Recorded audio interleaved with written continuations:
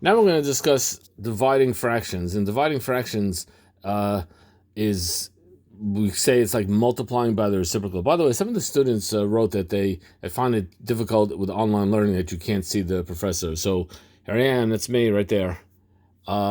Dividing fractions is equal to multiplying by the reciprocal. If you think about it, isn't dividing by 2 the same thing as multiplying by 1/2?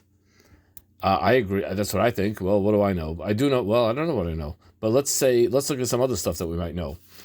Let's look at 3 divided by 1/2. And let's see if we can find another way to express that.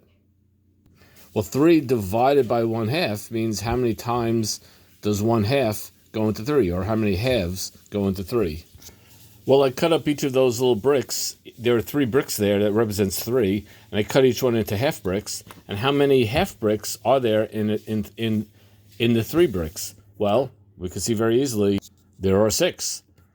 And there you go, 3 divided by 1/2. And that kind of makes sense why 3 divided by 1/2 is 2 times 3, because 3 bricks divided into half bricks. How many half bricks are there? Well, each brick has 2 half bricks. So it gives you 3 times 2, 6 bricks. 6 half bricks, I should say. How about 4 divided by 2/3? Can you make a similar explanation of that? Pause the video, see what you can do. Well, the first thing I'm going to do is start with my 4 bricks right there. And then I'm going to see how many 2/3 do I have. See, these are all 2/3.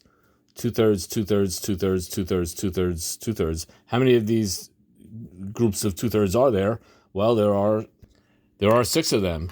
So 4 divided by 2/3 equals 6. 4 divided by 2/3 equals 6. Just like 3 divided by 1/2 equals 6. So what do we learn from this? We learn that whenever you divide fractions, the answer is always 6. Just kidding, just kidding. We learn how to understand dividing by fractions, which winds up being the same as multiplying by the reciprocal. Yay!